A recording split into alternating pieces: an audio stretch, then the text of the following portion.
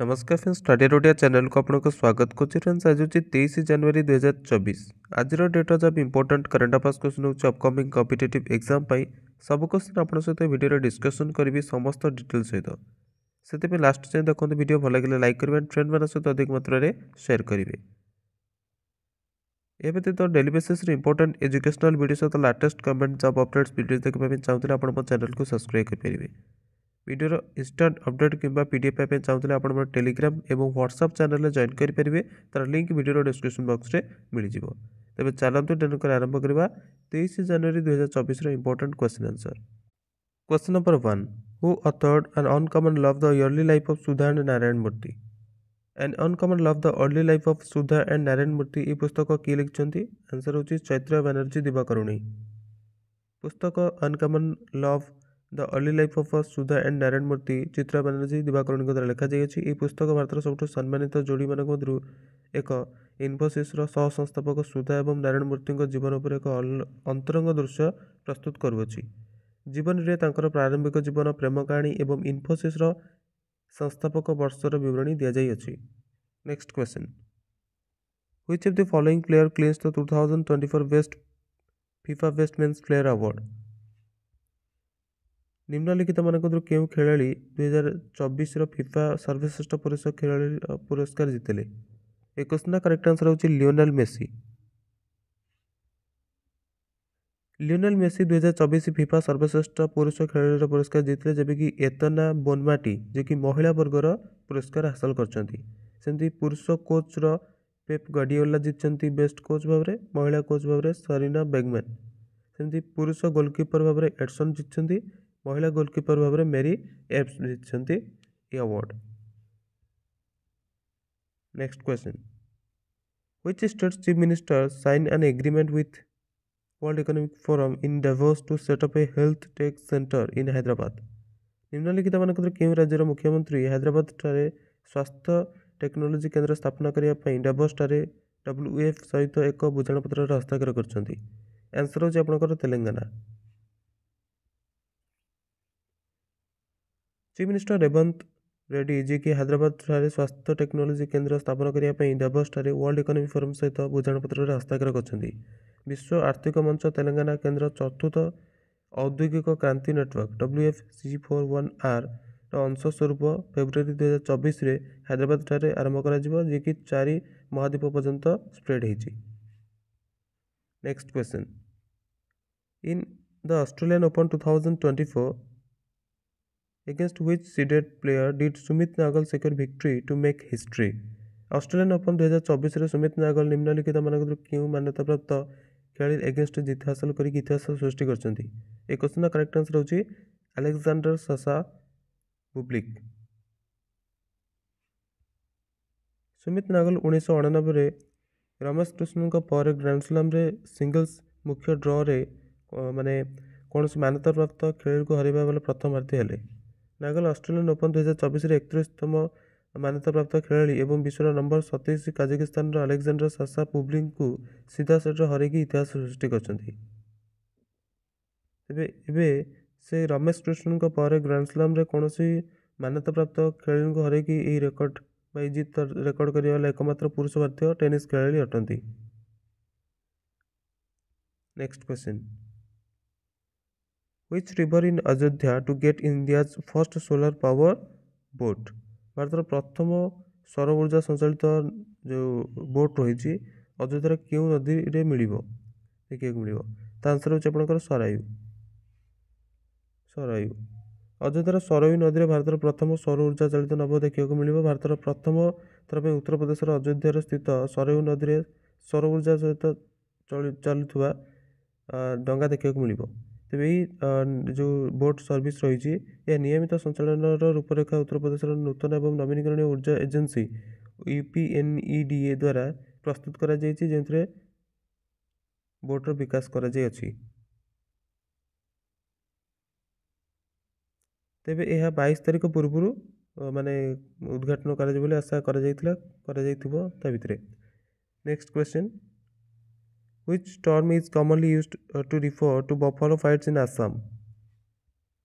आसाम रे जो रही महिषी जहाँ बफालो कहुए। तो महिषी मान लड़ाई को संदर्भित करने साधारणतः रूप में क्यों शब्द प्रयोग कर लड़ाई को। तो आंसर होची आपनकर मोहजुज।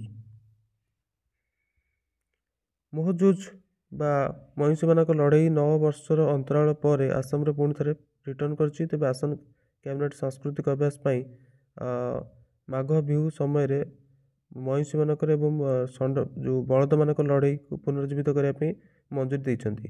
तो 2024 रे सुप्रीमकोर्ट प्रतिबंध कारण पारंपरिक जो बफालो फाइट थिला ताको रोक लगे दि जाइथिला। नेक्स्ट क्वेश्चन देखिबा।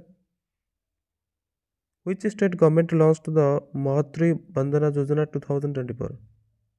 निम्नलिखित मानक क्यों राज्य सरकार महतारी बंदना योजना 2024 आरंभ कर। आंसर होची आपनकर छत्तीसगढ़। छत्तीसगढ़ सरकार महतारी बंदना योजना 2024 आरंभ कर। तेबे छत्तीसगढ़ सरकार महिला 1000 मासिक सहायता प्रदान करने सहित महातारी बंदना योजना आरंभ कर आत्मनिर्भरता और कौशल विकास को प्रमोट करने 12,000 टंकार टोटाल मासिक सहायता माध्यम सशक्त कर लक्ष्य रखी ये योजना आरंभ कर 23 ରୁ 60 वर्ष बयसर जो मैंने रही निवासी बहिता महिला जहाँ पारिवारिक आय 2.5 लाख रु कम अटे तेबे यही स्कीम योजना आवेदन करें। ये इनिशिएटिव आर्थिक स्थिति में सुधार आने और छोट रूप से उद्यम को प्रोत्साहित करने योगदान देता है। Next question. Who is set to receive Assam highest civilian award Assam Vaibhav 2023? Assam सर्वोच्च नागरिक पुरस्कार आसाम वैभव 2023 क्या मिलवाक जाऊँगी। ये क्वेश्चन करेक्ट आंसर होची रंजन गोगोई। पूर्व chief justice of India Ranjan Gogoi को आसाम सर्वोच्च नागरिक पुरस्कार आसाम वैभव मिल। भारत पूर्व मुख्य विचारपति एवं राज्यसभा सांसद रंजन गोगोई को आसाम राज्य सर्वोच्च नागरिक पुरस्कार प्रतिष्ठित आसाम वैभव 2023 में सम्मानित कर। तेबे यह आईन जगत रे गोगोईंकर अपार योगदान एवं भारतर 46तम मुख्य विचारपति एवं यही पद को संभाल वाला पूर्वोत्तर प्रथम न्यायाधीश रूप से कार्य करने सहित राम जन्मभूमि बाबरी मस्जिद केस ऐतिहासिक जो डिसीजन आसला वर्डिक्ट आसला सेमती किसी ऐतिहासिक निष्पत्ति देता कारण अभिनव मान्यता दि जाऊँगी।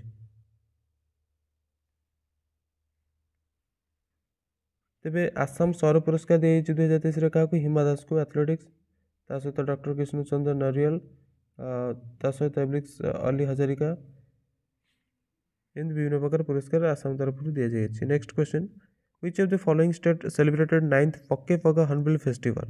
निम्नलिखित मानक क्यों राज्य नवम पक्के पगा हॉर्नबिल महोत्सव पालन कला? तो ये क्वेश्चन करेक्ट आंसर होची अरुणाचल प्रदेश। 3 दिवसीय पक्के पगा हॉर्नबिल फेस्टिवल नवम संस्करण पक्के किसांग जिलार सोईजोसा ठारे आरंभ होती। तेबे यही उत्सव रही वन्यजीव संरक्षण पर केन्द्रित अटे जमीन हॉर्नबिल उपर विशेष जोर दि जाए। यही राजसी पक्षी 4टी प्रजाति पुष्पांजलि ग्रेट इंडियन ओरिएंटल पाइड एवं लुप्तप्राय रूपस नेक्ड पक्के टाइगर रिजर्व पीटीआर रे देखा मिली था। तेबे यही क्षेत्र अरुणाचल प्रदेश सबुठ बड़ जनजाति नेसीर घर अटे। मुख्यमंत्री पेमा खांडू 2019 पक्के पगा हॉर्नबिल फेस्टिवल को राज्य उत्सव घोषित करते। Next question. What is the purpose of the e-Sakshi app recently launched by Union Minister Rao Indrajit Singh? तेबे राव इंद्रजीत सिंह द्वारा रिसेंटली लॉन्च कर गोटे e-Sakshi एप्लिकेशन तार पर्पज कौन अटे? तार पर्पज होची to monitor the MP LADS fund flow. MP LAD funds गुड़िक तार फ्लो गुड़िक मॉनिटर करवा। Next question. What is the height of the statue of social justice inaugurated by CM Jaganmohan Reddy? CM Jaganmohan Reddy द्वारा उद्घाटन कर स्टैच्यू ऑफ सोशल जस्टिस उच्चा केते अटे? तो आंसर होची आपनकर 125 फुट। मुख्यमंत्री वाईएस जगनमोहन रेड्डी विजयवाड़ा ठारे डॉक्टर बी आर आंबेडकर को समर्पित 206 फुट उच्चा सामाजिक न्याय प्रतिमा अनावरण करने प्रस्तुत होती। तेज विजयवाड़ा स्वराज मैदान 4 कोटी टंकार खर्च एक अनुभव केन्द्र और अन्य सुविधा सहित डॉक्टर बी आर आंबेडकर विशाल प्रतिमा या। तेज Maryland statue of equality Hyderabad दुनिया सबुठ बड़ आंबेडकर प्रतिमा प्रतिकृति जी कि 125 फुट उच्चा अटे। तेबे तार हाइट होची माने स्टैच्यूर हाइट होची 125 फुट एवं टोटल बेस सहित 206 foot. Next question, Which Indian city is the first to create a 3D urban spatial digital twin? 3D शहरी स्थानिक डिजिटल ट्विन तैयारी करने वाला प्रथम भारतीय शहर निम्नलिखित मान किए है? ए क्वेश्चन करेक्ट आंसर होची वाराणसी। वाराणसी निजर समस्त जो बोर्ड रही तार से 3D शहरी स्थानिक डिजिटल ट्विन विकसित करने वाला देशर प्रथम शहर होगापी मैंने अग्रसर होची। पूर्व यह जो इनिशिएटिव रही पायलट प्रोजेक्ट जयपुर में आरंभ कर। Next question, who launched the postage stamps dedicated to Ayodhya's Ram मंदिर? अयोध्या राम मंदिर को समर्पित डाक टिकट किए लॉन्च कले? ये क्वेश्चन करेक्ट आंसर होची LK एडवाणी नरेंद्र मोदी। पीएम नरेंद्र मोदी अयोध्यार राम मंदिर को समर्पित डाक टिकट लॉन्च कर राम मंदिर पर स्मारक डाक टिकट और दुनिया समग्र भगवान राम को समर्पित टिकट वाला एक पुस्तक जारी कर। तेज स्टाम्प पुस्तकर उद्देश्य होची विभिन्न समाज उपर भगवान राम अंतरराष्ट्रीय अपील को प्रदर्शन करवा। नेक्स्ट क्वेश्चन कौन देखा, Which organization did LIC surpass to become the most valuable PSU public sector undertaking? LIC क्यों संगठन को पछे कि सबुठ मूल्यवान पब्लिक सेक्टर अंडरटेकिंग बा सार्वजनिक क्षेत्र उपक्रम हो गला?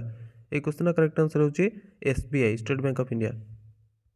LIC 5.64 लाख कोटी टंकार मार्केट कैप सहित स्टेट बैंक ऑफ इंडिया को पछे कि सबुठ मूल्यवान PSU रो मान्यता हासिल करनी। भारतीय जीवन बीमा निगम लिमिटेड भारतीय स्टेट बैंक को बाजार पंजीकरण पिछे पछरे छाड़ा सहित सब मूल्यवान सूचीबद्ध सार्वजनिक क्षेत्र उपक्रम रूप में निजर स्थान पुनः प्राप्त करनी। तेबे SBI रो बाजार मूल्य 5.63 लाख कोटी टंकार अटे, जबकि LIC रो 5.64 लाख कोटी टंकार बाजार पंजीकरण मार्केट कैप शीर्ष स्थान रही।